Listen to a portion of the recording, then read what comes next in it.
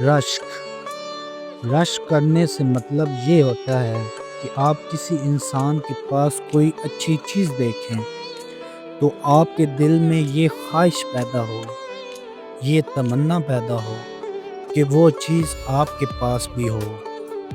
اور کم وقت اپنے محبوب کے قریب جو لوگ ہوتے ہیں، جو ان پہ رشک آتا ہے، بیان نہیں کیا جا سکتا۔ اس پہ جون ایلیا کیا کہتے ہیں؟